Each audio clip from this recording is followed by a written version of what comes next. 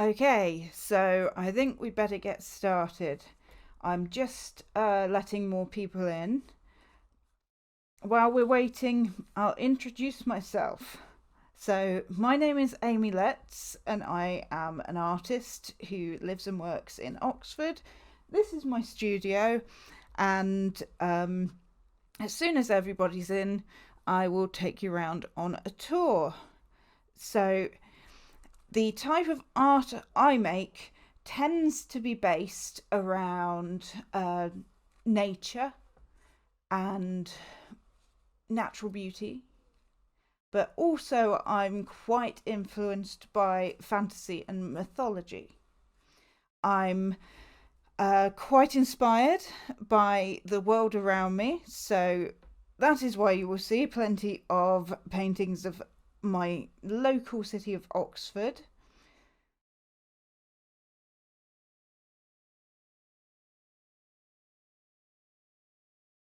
Let me see. Um, so, as people who have joined my online workshop, Sunday Painters, will know, usually I let you leave your microphones on and we have a little chat. But because A, this isn't a workshop, and B, there's more people. I would really appreciate it if you'd put your questions in the chat and I will look at them and try to answer them later. So I see there's some questions going in now. So, yes, I've always been artistic. I have an artistic family. My close family are actually kind of artist musicians. So I'm an artist, but I'm not especially musical. I can sing. That's about it. I can't play an instrument.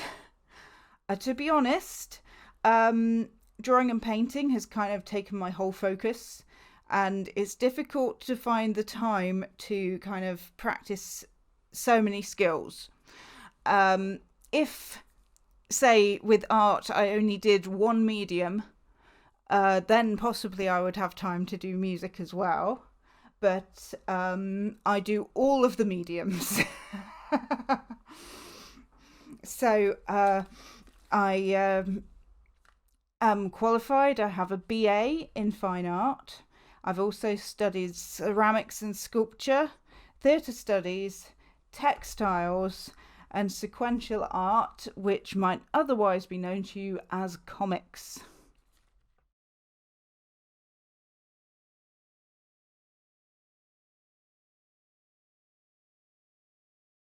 Hello, a few more of you arriving, I see. Welcome, welcome. If you have any more questions, even your first questions, put them in the chat, please. I will try to answer them all. So at the moment, most of my time is spent with art creation and also art teaching. I teach from my studio here, and you can find all of the courses I'm currently running at www.startartclasses.com. I think quite a few of you know me from there. And my next course is going to be urban sketching, which involves doing some classes at the studio here, and then we go out on location in Oxford to practice our skills. And that is a 7-week course, and it's really a lot of fun. I ran it last year and we had a great time. Somewhat like the walk and sketch, it's not just the chance to practice your art skills, it's also a chance to kind of be more observant and mindful of the world around you and appreciate all the details that you would usually miss rushing around day to day. So I also getting tongue-tied. I also make a webcomic called Epic Fail, which is kind of slow and steady production. I don't really make any money off it, so it's on a bit of a back burner. This is a page I'm working on at the moment, and I tend to do them kind of traditionally on paper with pen and ink, and then I scan them into the computer and colour those digitally. So if you would like to read that, it's available free online, and copies of the comic will also be available during the show. So to read the online version, you can go to www.comicofepicfail.com. So that is a fantasy comic. It's based on my Dungeons and Dragons games, if anybody knows Dungeons and Dragons. I usually explain that as collective storytelling. So it's a bit like being inside a novel. You're a character inside the novel and you're able to kind of change things and make decisions. So that's where it differs. And each of the players plays a different character.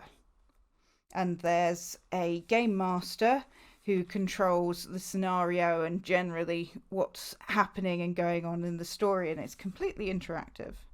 So that's a lot of fun.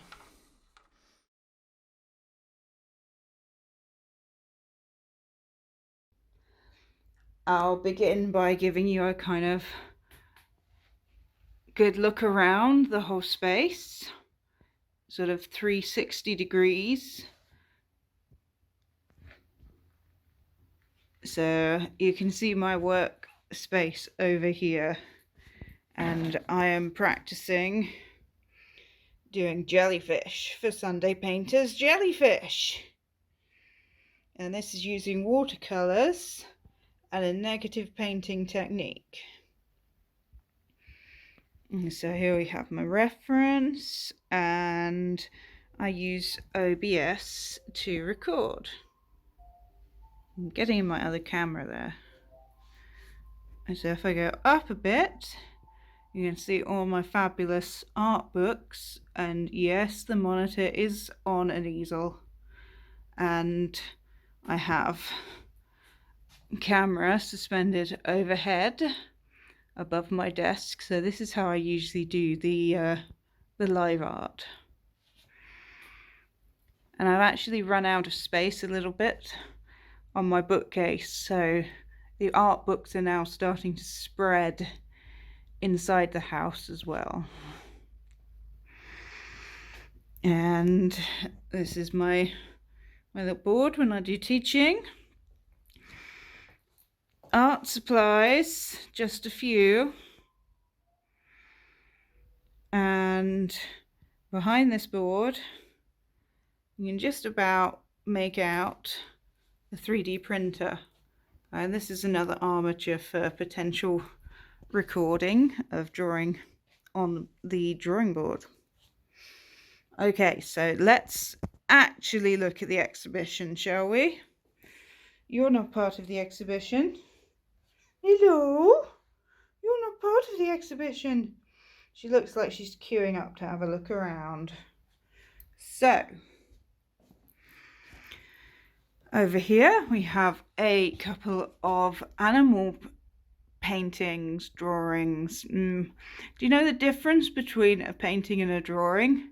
It's not actually the media, it's the amount of paper that you cover. So if with this one I had entirely covered the paper with coloured pencil, then it would indeed count as a painting.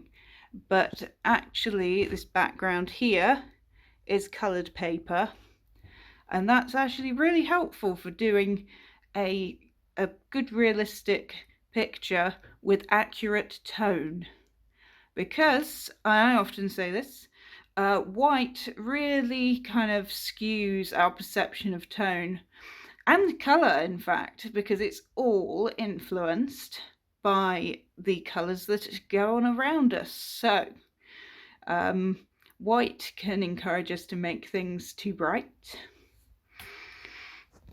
So this is coloured pencil, and I've used a jelly roll pen to add the whiskers and the highlights to the eyes, which are very important. And down here we have a lovely snucky snake. So this is a hognose snake, and this is rather a macro view because they are in fact quite tiny. And snake owners may correct me, but I believe the eyes give you an indication of how friendly your snake is likely to be. So the round pupils like this indicate nice friendly snake, whereas a slit pupil, a bit like this, slit pupil would indicate that that snake is dangerous. This was really difficult to do, and I'm sure a lot of people probably wouldn't care, but I'm sure snake owners would care about getting the pattern of the scales right, and that's very mathematical, and that is very hard. So you can see the little hog nose, like a pig nose, which makes these snakes unique. And that is again coloured pencil. So whilst we're on the animal trail, I'm going to swing round and we'll have a look at these two over here. So, I'm sorry, you're getting a lot of reflection of me. That seems to be unavoidable, but nice glass frames. So these are my girls. This is Goldie, and she's at the front because she's usually in charge. She's top of the pecking order. And this is Annie. So nowadays she wears a pair of blinkers that look a bit like red sunglasses. And the reason for that is that she's rather more dinosaur than chicken. She's quite aggressive, so she keeps feather pulling a bit, so she has to wear red glasses now. This is Edwina, and she's quite submissive, so she's got her head down. And at the back, we've just got her butt, but this is Clara. And Clara is a bit of an explorer, and she likes to go off on her own, so that is what she is doing there. And coloured pencil again, and they would be polychromos. Now this little chap with such a lovely face, this is a pug, and I'm sure pug lovers would like this one, with the little heart and the paw in the heart of the colour. And he's just got such a smiley face. Don't get me on breeding practices of making dogs that unfortunately cannot breathe terribly well. But he seems to to not mind too much. Maybe he will as he gets older. So there's some lovely animal portraits, and if you would like somebody to do a portrait of your pets, I do pet portraits. Get in touch with me. Contact me at amylets.com. There we go. Okay. And oh, here we go. This has got lots of contact details on. So amylets.com is my kind of hub, which tells you all the things that I do and links to Epic Fail, my Dungeons and Dragon themed comic, and my artist website, and social media and such like that. Yes, if you want to get in touch with me, there's email and there's telephone, and I do have multiple emails registered, so don't worry if you are sending to a different address. So let's get on with the tour. This one is called Dappled Light, and I actually ended up painting this as part of Start Art classes, which I often run from the studio, and I also do lessons online. And so this is a tree, and you can see if I zoom in close that I've first just drawn the kind of shape of the tree, so I know to what extent to bring the branches out to. And then we've got the shadow spreading, and it's quite dark at the base of the tree, and then it gets lighter and longer as it spreads out, and the sun would be kind of sitting behind the tree there. So let's continue along the top row. Next one. So this is a rock pool, and I've really kind of leaned into complementary colours here because blue and orange are complementary. So I've used a bit artistic license and made the rocks orange, and you can also see lots of little limpety things and anemones and conch shells and all sorts in there. We've got a crab, and I've done some seaweed, and you've got a little bit of the water texture, which I always find it beautiful how you can kind of see that light shape actually gone and reflected onto the objects that are sitting underneath the water. So next one is a mountain. This was done for a class. I might have gone a bit too ambitious for class, to be honest, but this is watercolor, and it's quite a simple technique. So with a flat brush, it's quite easy to go in and create all these rock formations just by kind of moving the brush around and painting at different angles. And what you're seeing is called atmospheric perspective, where what's closer looks quite saturated, so that means the colours are bright, and as we move away the colours get more desaturated and bluer. Okay, so let's go down to the next level. So this one is called Nature's Secret 1, and I'm doing a series of these.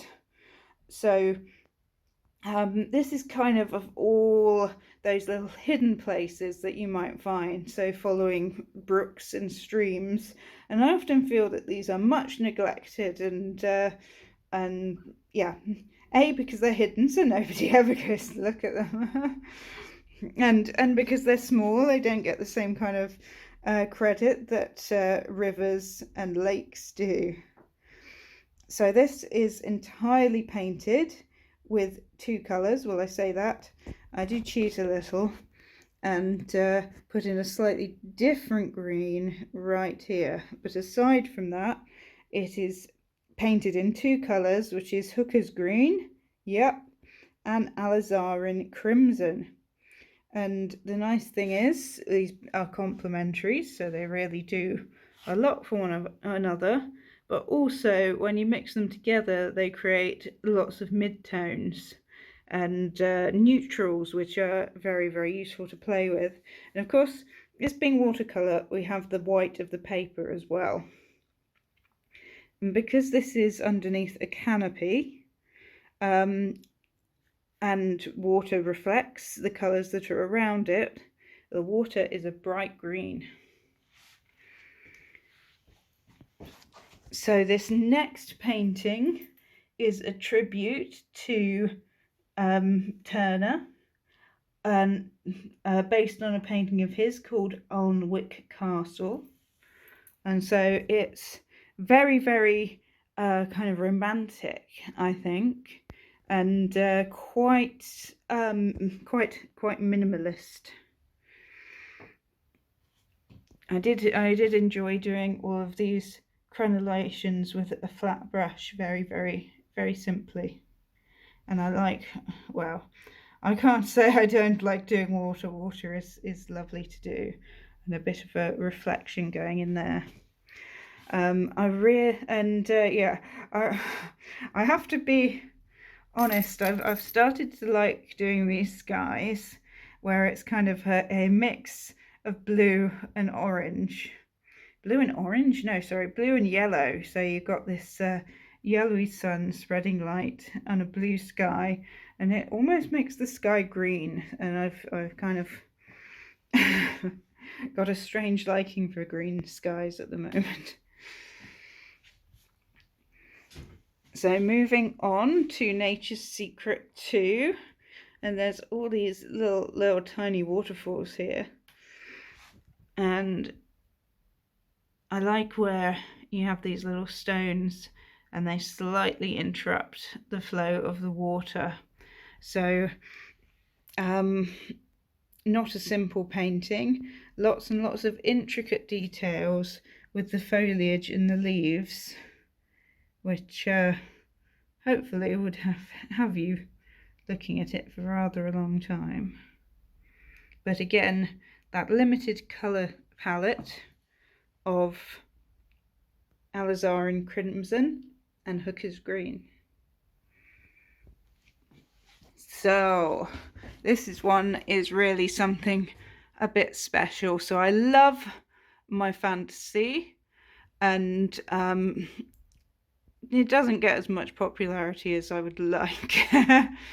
But you could say this is slightly in reaction to AI art, because I really wanted to do something with traditional materials that you couldn't do at all with a computer. Well, I mean, maybe in virtual reality, but other than that. So I'm going to go around to the side, and if it feels oddly real, and if it's looking out at you, it's because it actually is made as a relief, and bits of it are in 3 dimensions, like this foot. The kind of painting is also kind of there to fool you into being a little unsure if that effect is painted or if that effect is real, because part of it is and part of it isn't. So we've got, in this case, the light is like emanating from this character here and spreading outward, but then we've got actual silver, allow me to demonstrate, on the wings, so they're really quite beautiful. And yeah, you should definitely come and see this one in real life, because it's worth it. So I see his face in 3D here, and part of his horns, and that's done using a kind of collage technique, so cardboard and paper, and also using a very thick form of acrylic paint. So there's a paste that you can add which will make your paint much more fat, and you can build up the layers of 3D. I wonder if, I don't think this actually shows either, or maybe a little bit, but in places we've got this paint that has these little glass beads in. You can see, and that reflects the light in a very interesting way, especially in combination with the light reflecting off the silver here.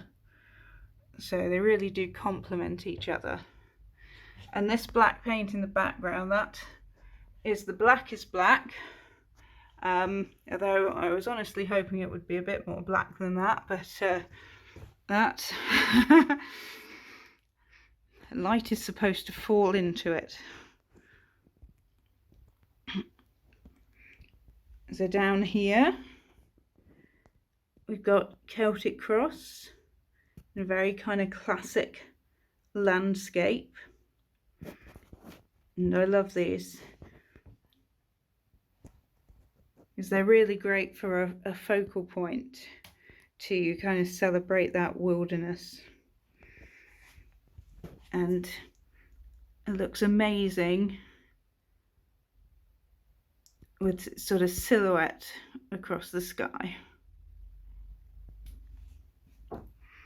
And I really, really enjoy doing stone texture.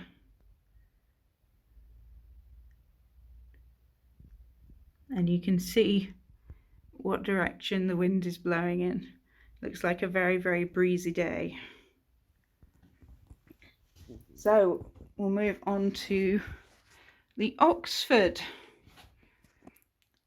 I wonder if I can actually close my blinds so you can get to see this a little bit better.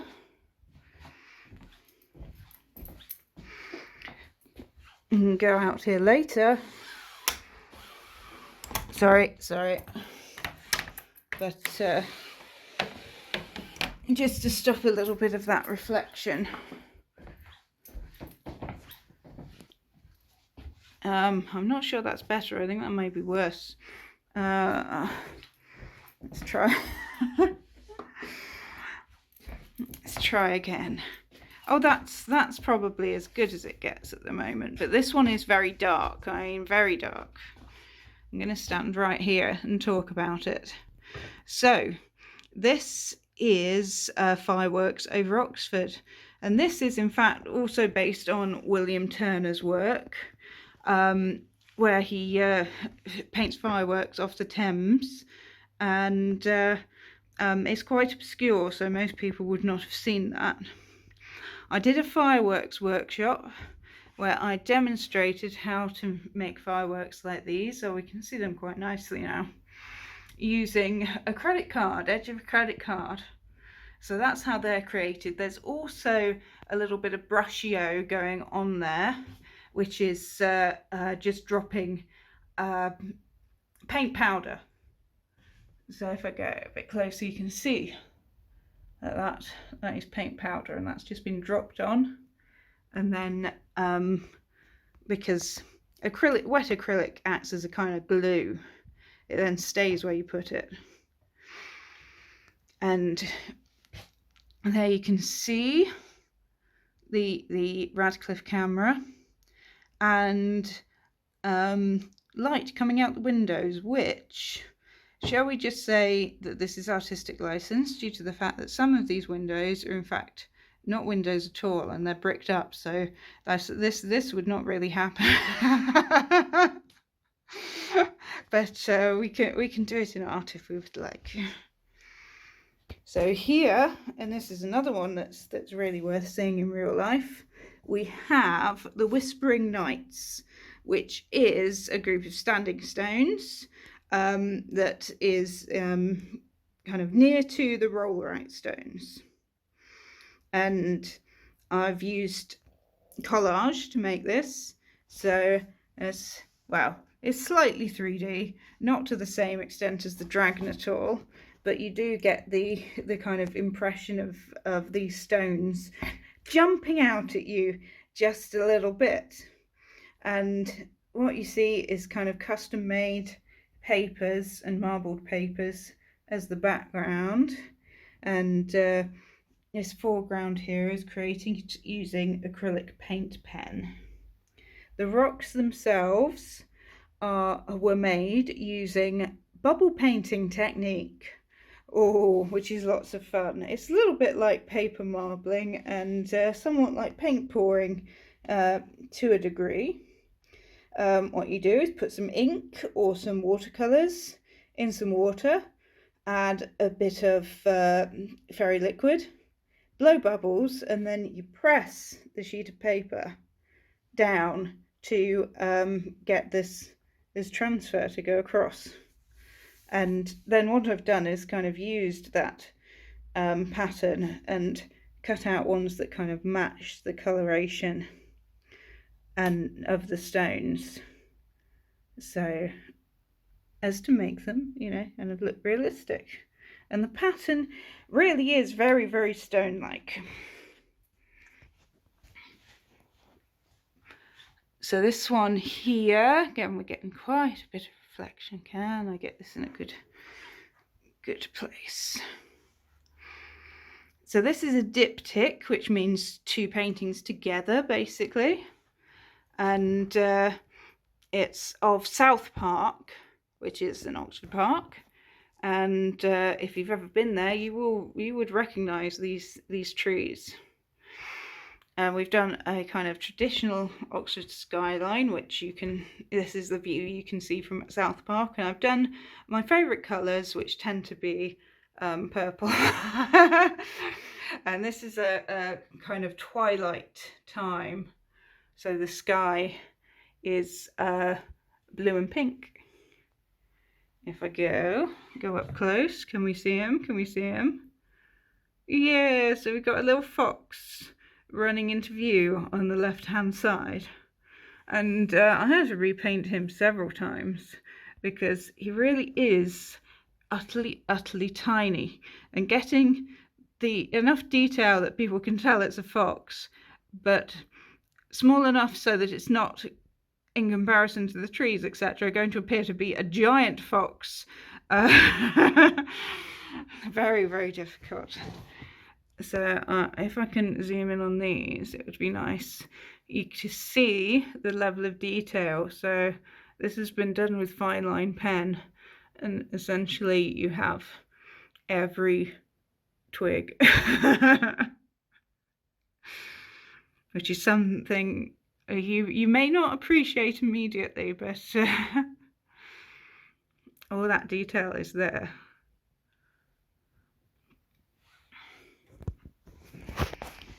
So this one is the Bridge of Sighs, and it's a rather dramatic perspective which can only be achieved by laying down on the pavement. So in case you wondered how I got a view like this, that is what I did. And that gives us these very dramatic diagonals. And there's also a lamppost here in real life, but I edited it out, I have to confess. And I've done this in the style of Van Gogh's, not Starry Night, but some of his other pictures, where he does, look, yellow and blue making a green sky. I said I was kind of into green skies at the moment. And this sort of dramatic sunlight that comes through the windows, you actually get that happens. All of this happens.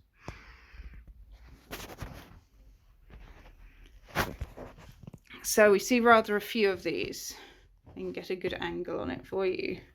So this is a red kite, and I get these over my house quite a lot. They've done very well in populating the area, and you might see the kind of colours that we've got in here. We've actually got red, we've got pink, we've got brown, but we've got yellow as well. And along here, and particularly like this, is this little line that goes around the body is in pink. And the reason I've put that in there is what I was trying to do is make it look like it's at sunset, because it's a brilliant time of the day. And so that influences the colours that you see. And the lovely cloud formations, which the reflection is not helping us with today. I actually have another blind. I have a double blind, and this one can come down, so that may help us.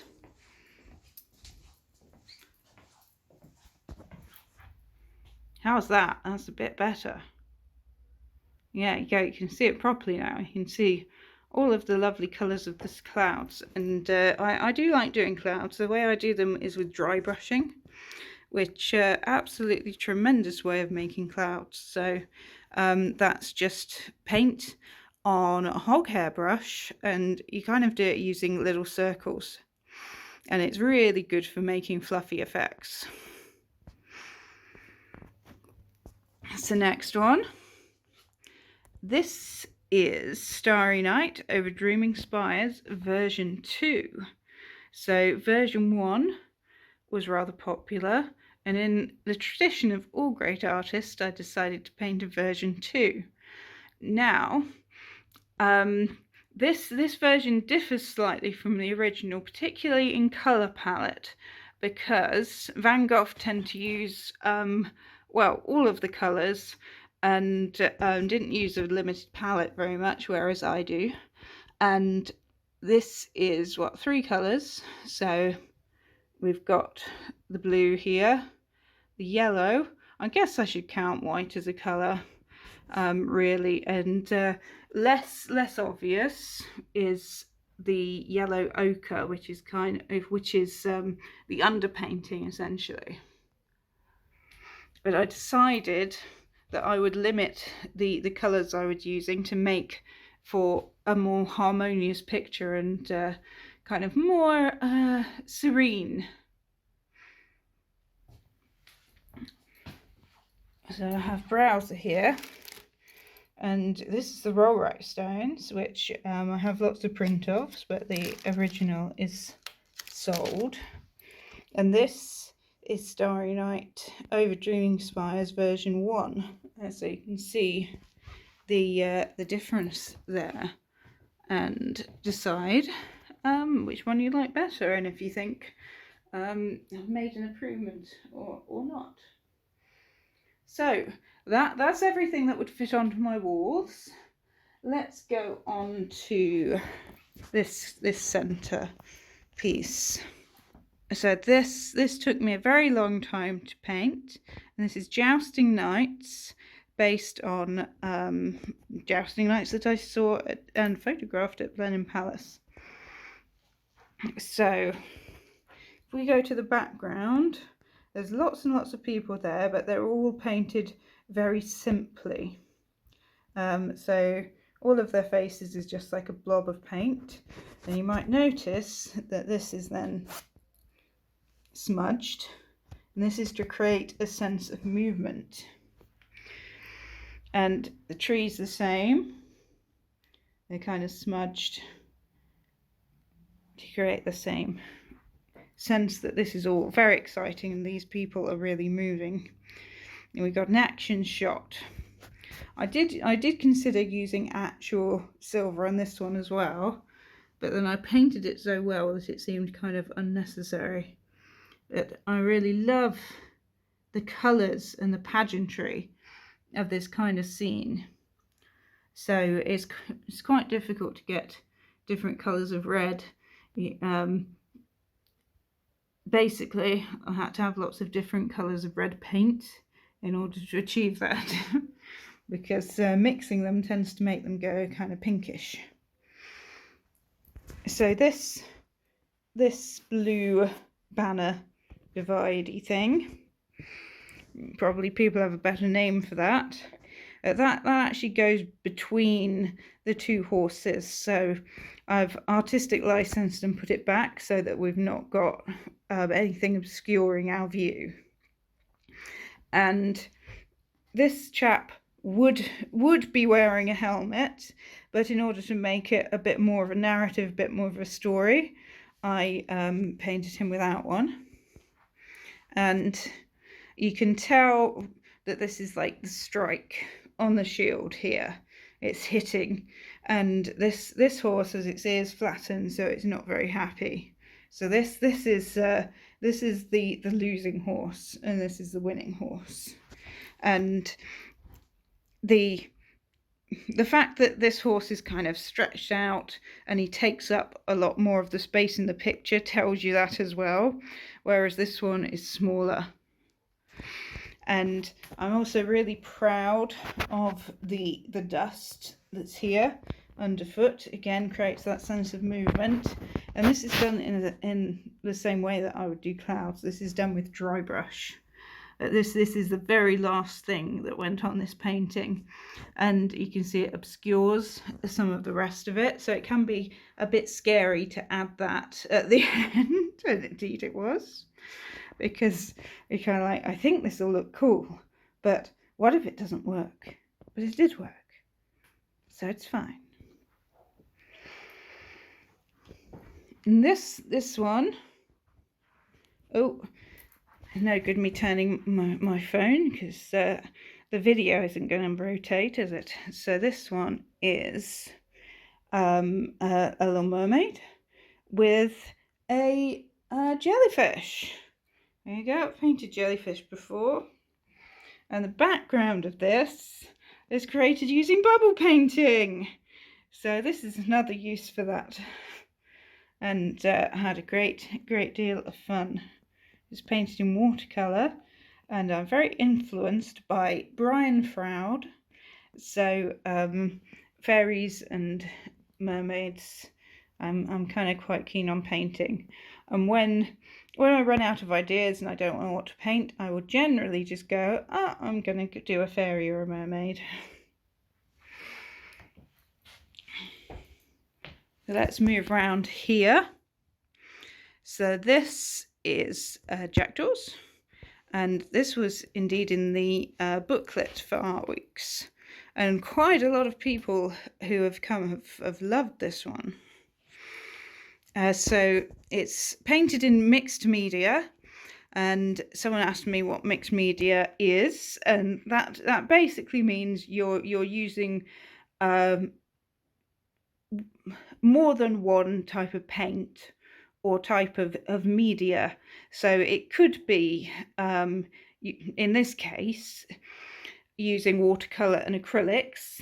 So background, mainly watercolour, foreground acrylics. But it could be something more exciting, like Mr. Dragon over here, who is using collage as well.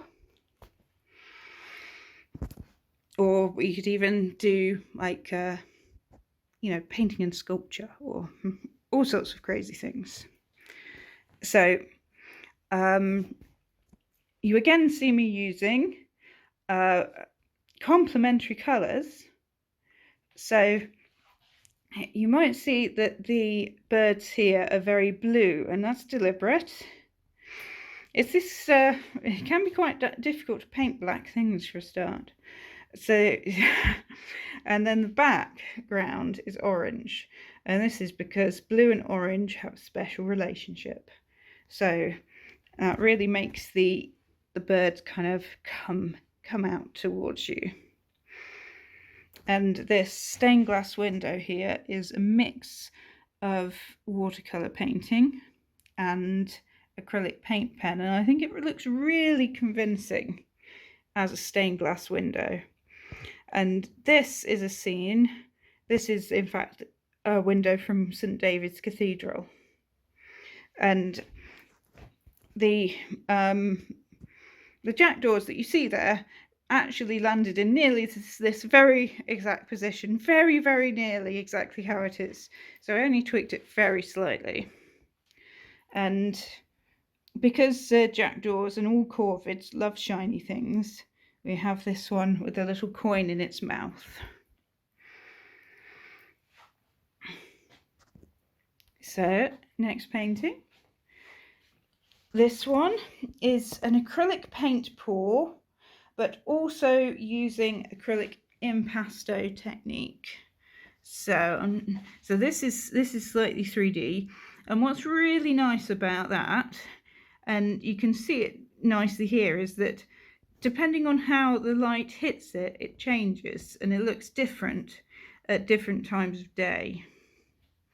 So if I move around here, it will probably look different again. And we've got quite a purplish background, so it's quite abstract, and purple and yellow complementary, so they really vibe off each other. So that was a bit of an experiment, and I think it worked well. Coming around to the end now. So this is Orla, whose name means Golden Queen. And again, love painting fairies, and most of my fairies, I'm not going to lie, they're based on dancers, and this one is based upon a Bhangra dancer. And it's not just her wings that are golden, and when I say golden, somewhat like the dragon, but not quite, because that's actually using gold leaf, and this is using gold paint, but that really is golden and reflects the light beautifully. So this is watercolor and ink, and if you see the skin, that's also been painted as a gold color as well.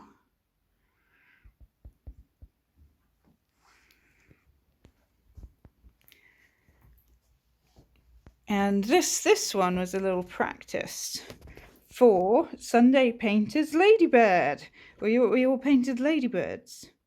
And if we zoom in, I say it's just watercolor, but it should actually be watercolor and ink, because you see this kind of black little dots that happen. That's using a fine line pen. And the background is done using wet and wet and lifting technique to create these flowers. Right, so now I'd say you've seen it all. I have this little display stand with some postcards and things on, and these little chaps are from my webcomic, comicofepicfail.com, and this is Yoru, who's the little demon kid who is a character in that comic. And I sewed these all by hand. However, I have a sewing machine now, so I'm kind of keen to like speed up the process and also possibly do some of the other characters from the comic. If you haven't read that comic, it's free to read online. So this is cosplaying as a pirate, and this is Tenuviel. Yeah, in my comic I do all the elves with real giant ears. That's kind of my thing. Okay, so I'm now going to return to the desk where we can have a bit of a Q&A.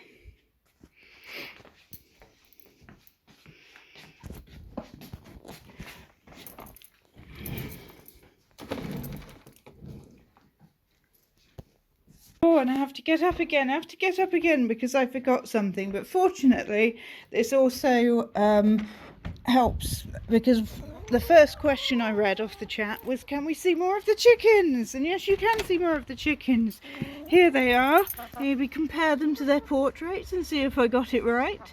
So this here is Goldie, and we see a lot of their butts. They like to show us their butts. And this here is Edwina, and they do this kind of bow down to me. This is Clara, and this Annie. You want to say hello? See, she's wearing the blinkers. This is Annie. So the reason I came out here was not just to fulfill your request to see more of the chickens, is because there's another section of the exhibition here. And this is the kind of sculpture section, and this is where my 3D printer has been put to work. So this is a Voronoi guinea pig in front of you here. I also have guinea pigs. I don't think I'll have time to show you those in this stream. And this is a Voronoi chinchilla, because Vicky, who lives with me, she has chinchillas, so we have chinchillas as well. This is a very detailed candle holder, and most people are quite, taken with the level of detail that you managed to get out of that. And it's kind of like a seaweed texture, and that one, and I'm quite keen of this kind of resin. It is transparent green, so I think it looks really beautiful. This is my favourite 3D piece personally, because it's based on coral, and I love things that are based on natural forms. It's also collecting a little bit of nature there, and that's also in the transparent green, and it just looks amazing. And it feels amazing. It's aside from being rather a nice sculpture, you can also use it as a brush holder, so it has a practical use as well. You can also keep your pencils in it, pencil stand, so please consider that.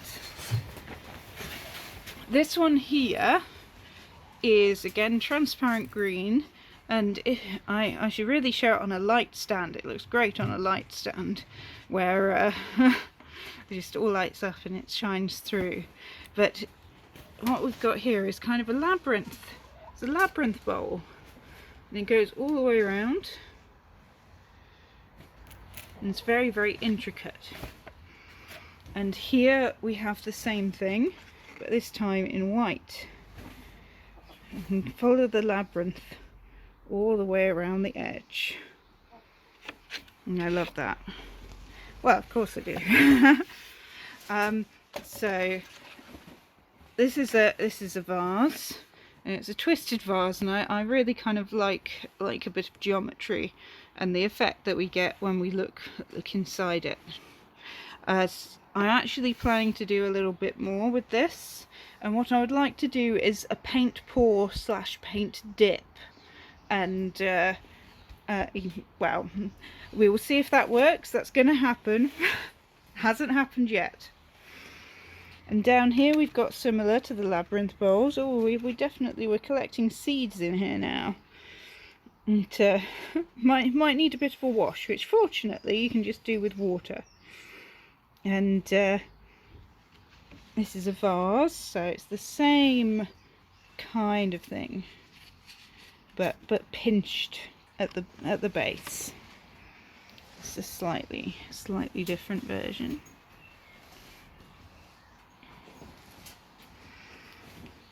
And this one in white is a candle holder.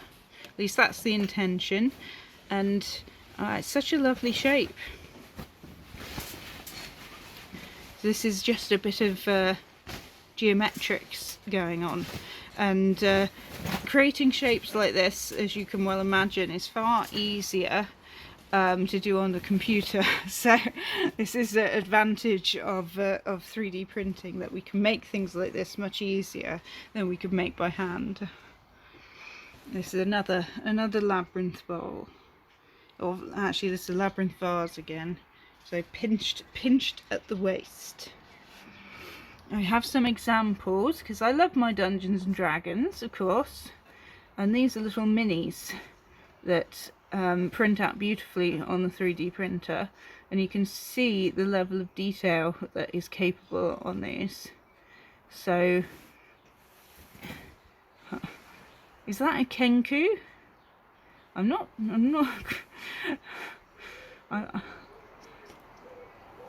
Or is it supposed to be an owlbear? Okay, it would help if I knew, wouldn't it?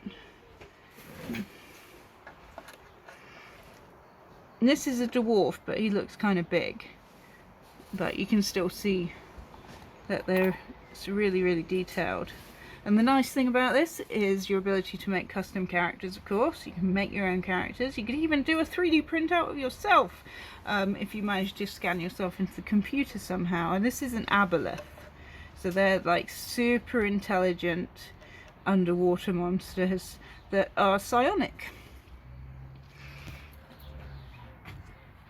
I have magic sword printed out in the 3D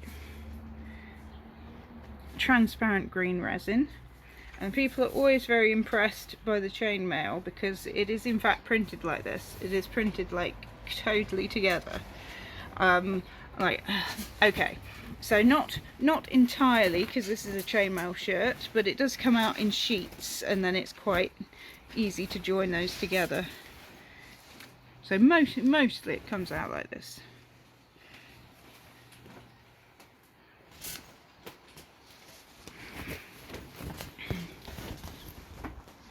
You come to the piece de resistance somewhat. This is the Black Knight's helmet from Monty Python. This is our biggest thing, and as you might imagine, even though we have quite a large 3D printer, it's not quite large enough to print this. So this was done in sections, and it's done in black resin, so that's actually the colour. It hasn't been painted at all. We've got some masks because we got rather into the show traitors, so we've got some traitor masks, and lovely unicorn horns. We've got a stand here for the unicorn horn as well. And if I show you some of these, then you'll get an idea of how they're created, as they are printed one inside the other, like that. Okay, so now you have seen everything, and I'm genuinely going back for the Q&A, which isn't going to be terribly long, I'm afraid, but there was such a lot to see, and I hope you really enjoyed seeing it, and that it was worth coming today. Okay, so that's the tour. I hope you enjoyed it.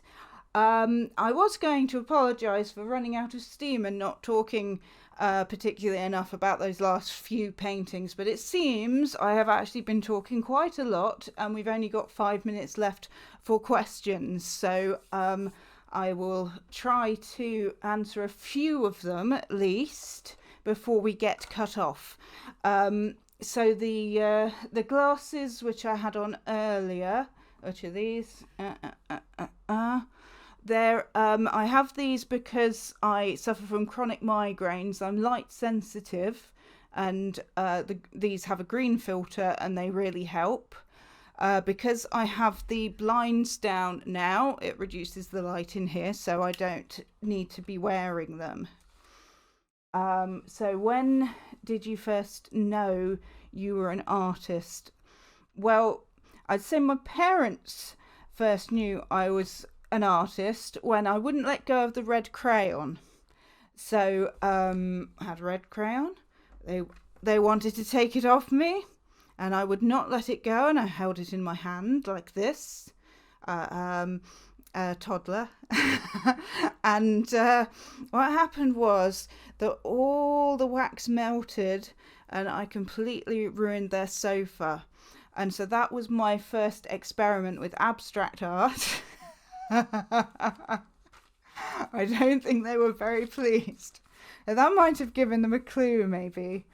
So I think I have lots of memories actually of kind of drawing in school, drawing in the back of my sketchbook, giving friends and classmates lots and lots of drawings, and I think it was in college that I kind of first considered that maybe I could actually do this as a career, and because I remember there was a moment that I was painting and the radio was on, and I just thought, you know, I could do this forever. I could do this forever, and I would never ever get bored.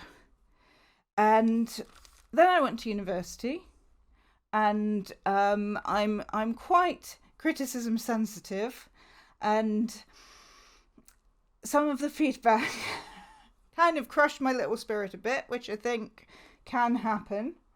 And I have lots of art students who come to me that have had this experience in education where, yes, they just got some really harsh feedback and they decided that that was it.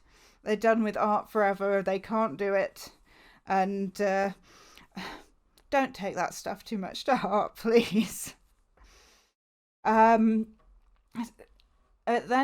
yeah, I had a major depressive episode, and I went back to art and realised that this massively helped my mental health, and that not doing it was not very good for me.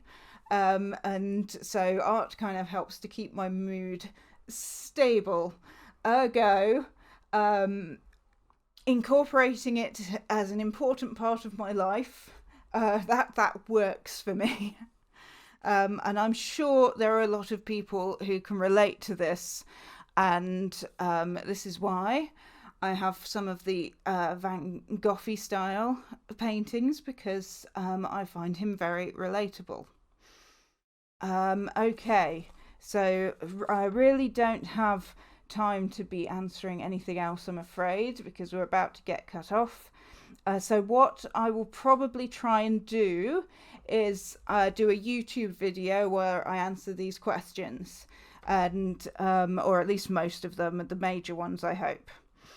So if you signed up through Eventbrite, you should get an email when that drops. If you came through other channels, then DM me your contact details so that I can send you that video later on, and also get a recording of this live stream.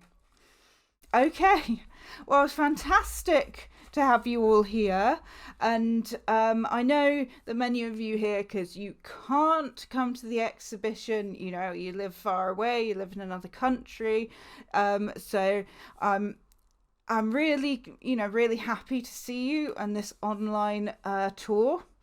Of course, if those of you who can come and see the stuff in person, that would be great.